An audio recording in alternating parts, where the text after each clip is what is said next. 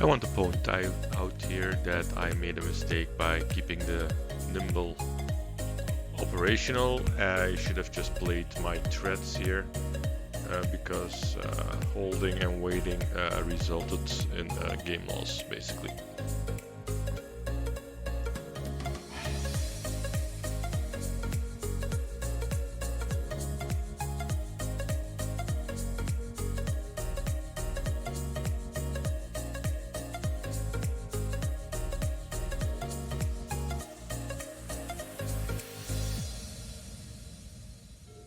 Normally there should be an Archon in play with a Lavinia now, or a Thalia, depends on what you want to do. But here I'm just, I don't know what I was thinking. I should have, yeah, I was a bit greedy with the nimble bird.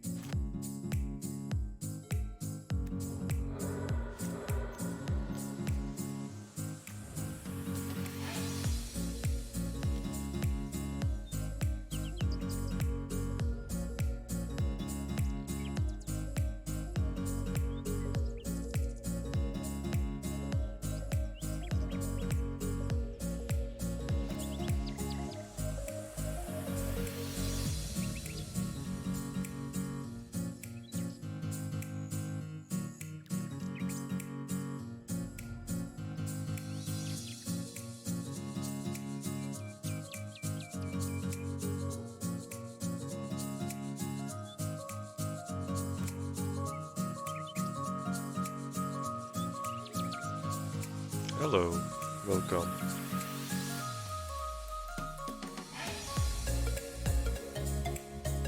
Going through the top 8 challenge games, and I will also do some leagues.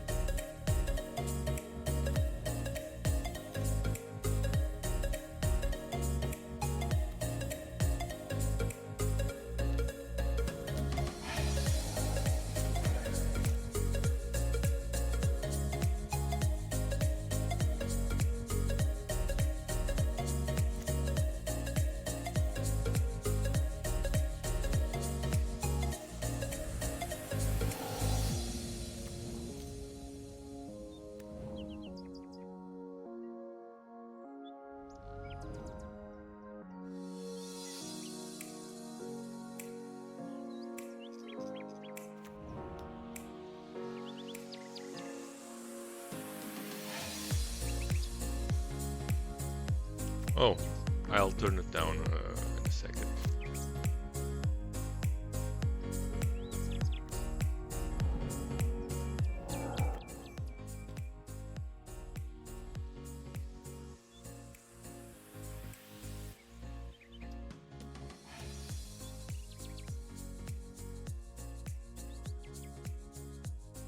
That should be better, I think. Testing. Let's go to the third game of round 5.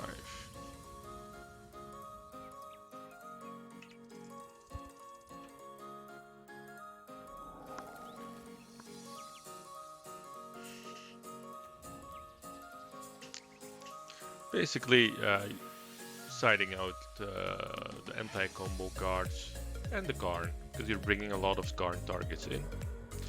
Sideboard is here on the right.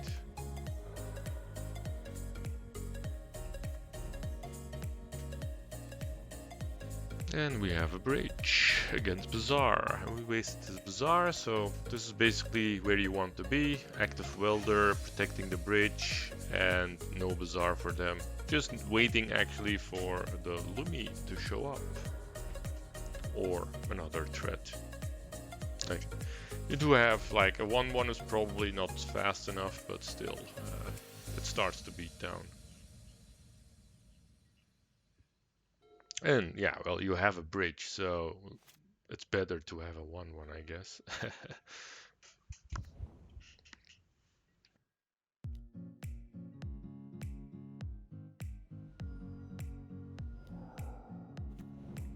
Obviously, Contagion is very strong here, taking away my shield to protect the bridge.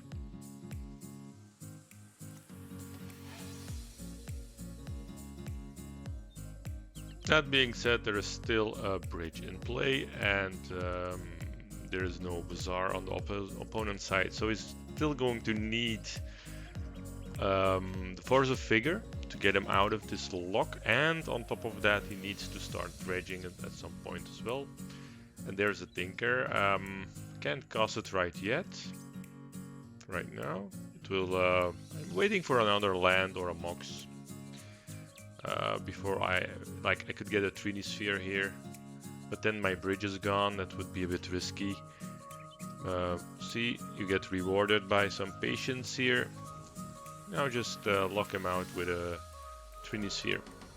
Basically, Trinisphere and Statue are the two targets to get. This list didn't have a statue. I cut it to the last minute. Probably should have kept it in. But yeah, he does counter the Tinker anyway, so it does not matter. And there's the Force of Figure. Good thing we get a Channeler to actually dig through our deck a little bit to find another hate piece, because right now there's absolutely no hate, and he could actually start dredging because there is a Stinkweed Imp in the graveyard. That's interesting that he chooses to Icarit there. I would have imped for a turn, because he wants the bridges to get active, but there is no bridge yet at the moment, so might lose this still unless we get another nice hate piece. I'm not going to discard the Mega because it's already a lock piece for Dredge.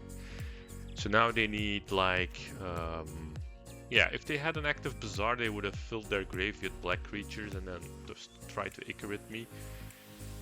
That's the only out against Tabernacle, basically.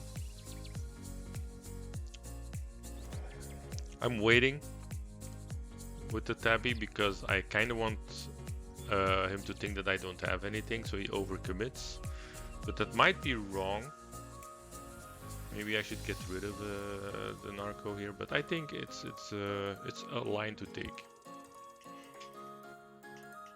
This was I making the challenge games of last weekend. Like I don't know if you heard, but this list got top 8. And then our good friend Justin, I'm actually level 1, I think the most famous vintage streamer right now. Also took the deck up. He 5-0'd the league with it. You can go check his YouTube as well for that. I was also very active in that chat. We kind of did it together basically, like the vintage league. And also I played a couple of vintage leagues myself, making a couple of changes here and there. So yeah, this is actually running hot right now, the human prison team with welders. It's pretty good. Like I tried to find a home for Magma here, and I think this is a very nice one actually with Welder. Welder is like a card, by the way, pitching Blightsteel Colossus away, getting the recall. I mean, this is so good. We also have like, in the meantime, I found this. This is all Magma. Doing all this work, this was Magma, nothing else. So yeah, I didn't even have to play the Tabernacle here. So Welder is like a mana dork, protector of your block pieces when they destroy it or counter it. Welder is it can beat. Welder can do some combo shenanigans with Magmatic. It's just doing a lot of work in this deck. Like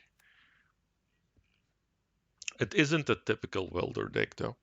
It's not like if you recall, like the old days with Mindslaver. I don't know if you played in that meta, but that's a different kind of welder. Like I think welder is actually doing a lot more in these lists than that they ever did in the Mindslaver list, or the well, you could compare welder in Bazaar Ubamask. There it does similar things like what's doing it what it is doing right now in this Jeskai human deck.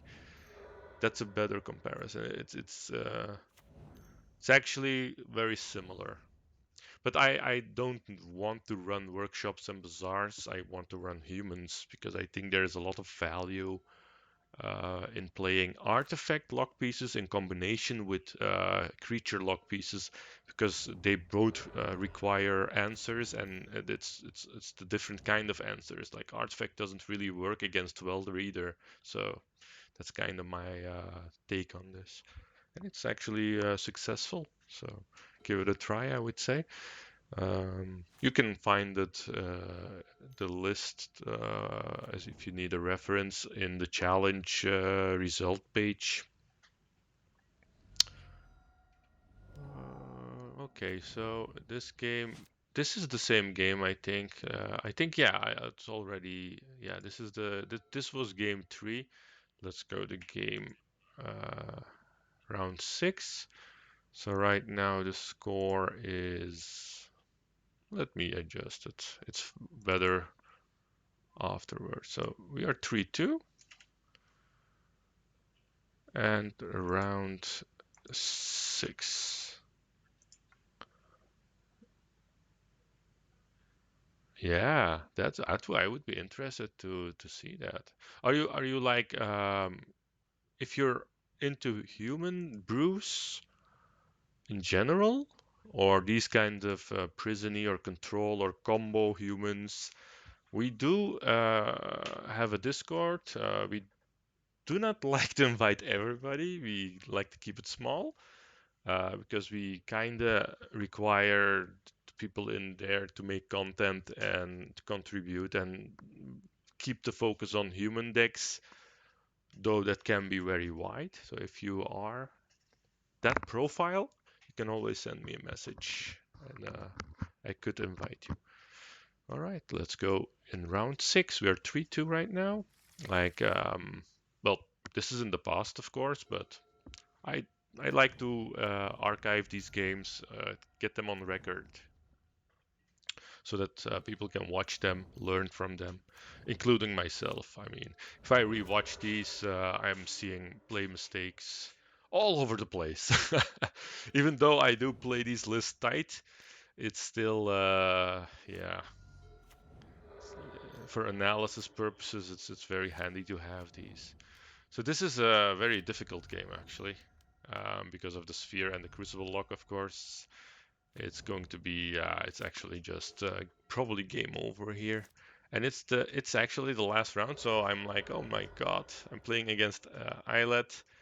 It's Tuesday Noob, I think, on the Discord, on the general Discord. And he's like, yeah, he also wants to get in the top 8, so this was a very important match. If I win this, I have a good chance in top 8ing.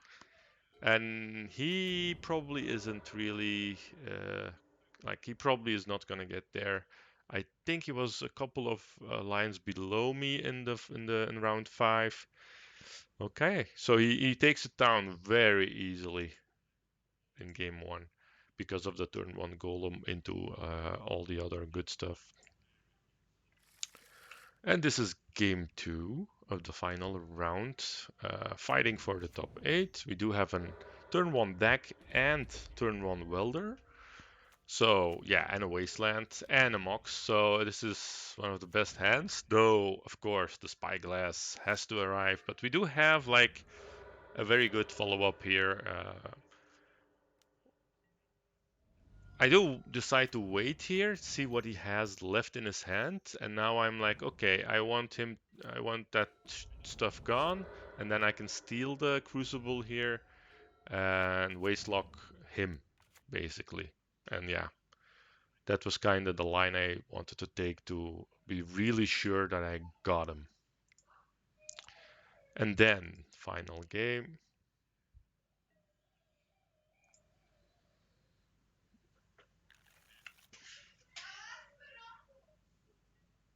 Erector-based decks, yeah, and both are human. Yeah. I mean, it's not. I mean, if you're interested in these kinds of brews, there's also like the more Abzan, Maverick style decks that we design. There is 5 colors. I've actually these series of Human Ingenuity. If you can go to YouTube and watch them, if you have time or if you want them, it's a preference, of course. But I did make like Mono White, Junt, Mardu, Esper, Abzan, now Jeskai. The only one that I didn't make yet are I think like the Naya and yeah, Naya is one that I would have liked to make, but I didn't get there. This is gonna be the final series of the Human Ingenuity, this cast. But I will start a new series on most likely 5-color humans again, because that's kind of my thing. Back 10 years ago, if you go back there, I did a lot of real life tournaments at Bazaar of Moxon in Paris and so on. Here in the local event, I did very well with it, and it got pretty popular then, like relatively popular because it's still a fringe deck. People don't really like it, it takes a little bit of courage to take this to an event if you're like yeah if you want to win it, you're gonna have to play really tight. So this game, last one, Luminarch takes it. So yeah, it's a vintage staple. We I think we established that. This card is just nuts. All right, So now in the top eight, of course, we have to try to win. I mean, I don't know who I'm playing against, but I designed the list so that I could be safe against like combo decks and such. Um, so we did a 4-2 top eight. I think that's fine, right? Now round seven. And let me open up the last one. No, the second.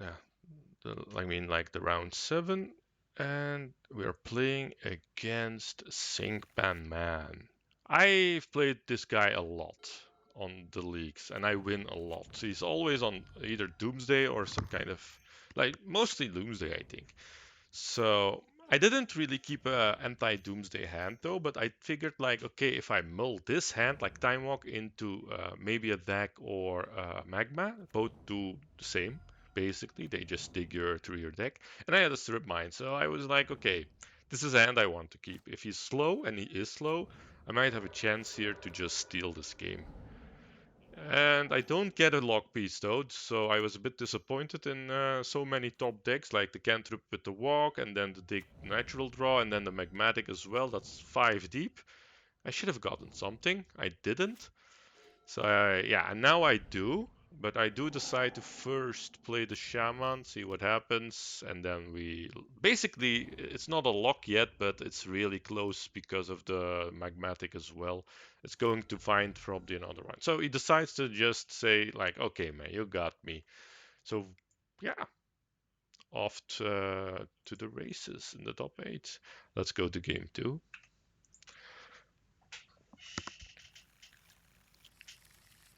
Yeah. Okay, game two. I have a turn one Thalia, so I decided to keep this. He did have a nice upkeep recall, and then this is where I want to pause. This shows like this is something I want to talk about. Like he dazed my Mox, and it was absolutely the correct play. Though it's also not the correct play because if I have another Mox, then that's just terrible for him because of the turn one Thalia.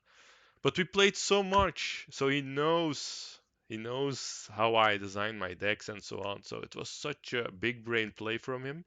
I congratulate him because he would have probably lost the game if he didn't daze there.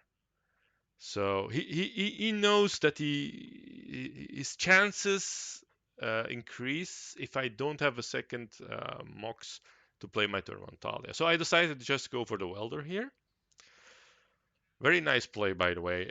I can't stress this enough. That's not something you just do in a top eight. Like it's actually a big risk as well. But it's a choice, and he made the correct choice here.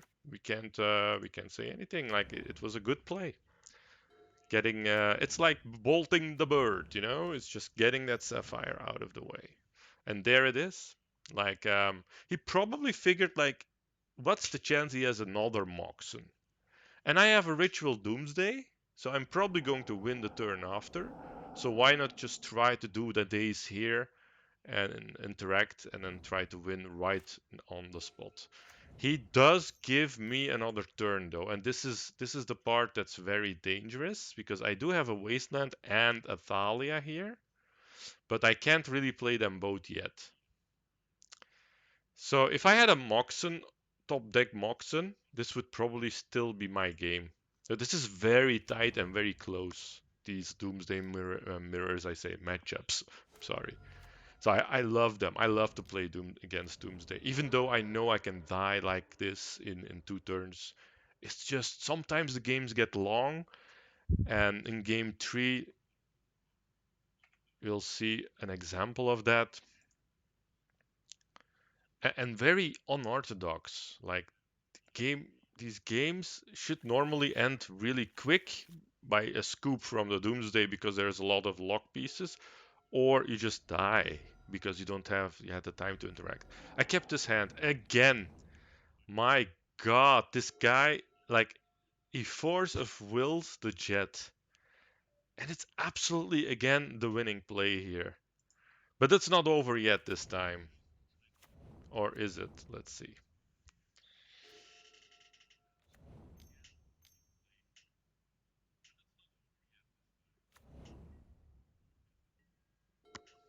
I don't know what you mean.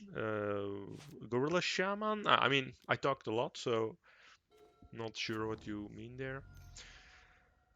So here we do get a little Lavinia because we top decked Sapphire, but he's actually agenting us. I mean, this is insane that he actually agent us here. Like I cannot use my fetch land. He's getting my Tundras out of my deck. It's insane. It's insane. The way this plays out here is,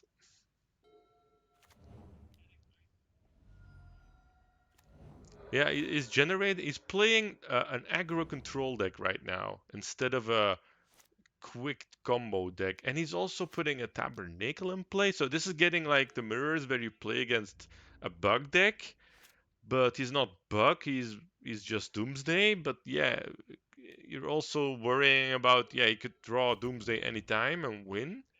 So it's really, really hard to play against if they also start doing mana denial. So I mean, he's actually playing the mana denial deck. He's taking up the different role. Normally that doesn't really work, but in this specific game, it worked. He had a forceful on the jet. He agent my fetch land. I mean, yeah, at the cost, of course, of taking up the wrong role and risking to just lose the game here because, yeah, I'm now keeping open Nimble because it's not over yet. But the problem here is, like, this is still a favored position for me, I think. Unless, like, I don't know how many agents he has. He already, one died already. Now I'm cracking a fetch land here, and he's actually, I'm like, does he really have another agent here? Am I going to go down like this? At least I get a second land out of it, and like I'm never gonna prison him out anymore here with so much stuff from his side. And the problem is this 3/4 is a big dude actually, and obviously I don't keep in bridges against Doomsday, so it's really a smart play, and he absolutely deserved to win here, even though I was very salty. Um, and the amount of cards that he needed that had to came together here for him in order to make this work was insane. Like he needed the agent, he needed the force of will on the jet, he needed to be able to ritual into street rate. It all had to happen. Like it's not a small order.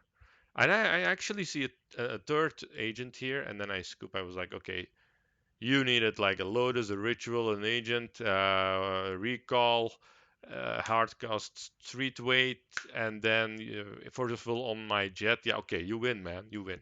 So he proceeded. For me, the top 8 ended here.